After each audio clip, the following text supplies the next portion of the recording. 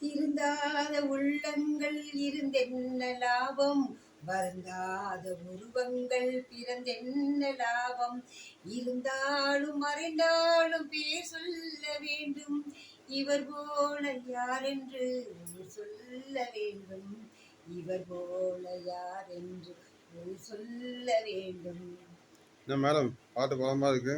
ஆமாப்பா, தீபாவளி வந்துருச்சுல்ல. வருஷம் நானும் வீடியோ போட்டுட்டு தான் இருக்கேன். தீபாவளிக்கு பட்டாசோட தீபாவளியை கொண்டாடாதீங்க. தீ விபத்து இல்லாத தீபாவளியை கொண்டாடுங்க. பட்டாசை தவிர்த்து தீபாவளியை கொண்டாடுங்க மக்களே. ஒரு பண்டிகை கொண்டாடணும்னா சந்தோஷமா இருக்கணும், எல்லாருக்கும் அது சந்தோஷத்தை கொடுக்கணும். ஆனால் இந்த தீபாவளி பண்டிகை மட்டும் பட்டாசை போட்டு கொளுத்தி தீ விபத்தை உண்டாக்குறாங்க. போஸ்ட் கம்பம்லாம் பற்றிக்கிட்டு எரியுது, பெட் அனிமல்ஸ் தான் ஓடுது, வீட்டுக்குள்ள வயசானவங்க யாரும் இருக்க முடியல. தயவு செஞ்சு பிள்ளைங்களுக்கு பட்டாசு வாங்கி கொடுக்காதீங்க, காசு கொடுக்காதீங்க. நீங்கள் தானே பிள்ளைங்களை கெடுக்குறீங்க.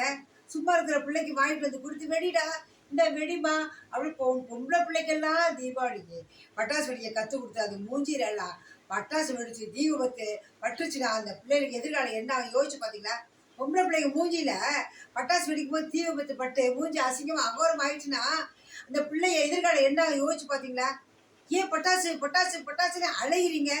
இது இன்னொன்று கேவலமான விஷயம் என்னன்னா, கிறிஸ்தவர்களும் முஸ்லீம்களை விட பட்டாசு வெடிச்சு கொண்டாடுறாங்க. அல்லாவை கும்பிட்றவங்க, இயேசுவை கும்பிட்றவங்க, கிறிஸ்டின் முஸ்லீம்களாம் தீபாவளிக்கு என்ன சம்மந்தம் இருக்கு? அவங்க பிள்ளைங்களே பட்டாசு வெடிக்கிறாங்க. இந்துக்களை விட அவங்க தான் அதிகமாக பட்டாசு வெடிக்கிறாங்க. இது ரொம்ப வேதனையான விஷயமா இருக்கு. தயவு செஞ்சு நீங்கள் தீபாவளி கொண்டாடுங்க. நீங்கள் தீபாவளி கொண்டாட வேண்டாம் நான் சொல்லலை. பட்டாசு மட்டும் தவிர்த்துட்டு பட்டாசு இல்லாமல் தீ விபத்து இல்லாத தீபாவளியாக கொண்டாடுங்க. திருந்துங்க மக்களே, திருந்துங்க.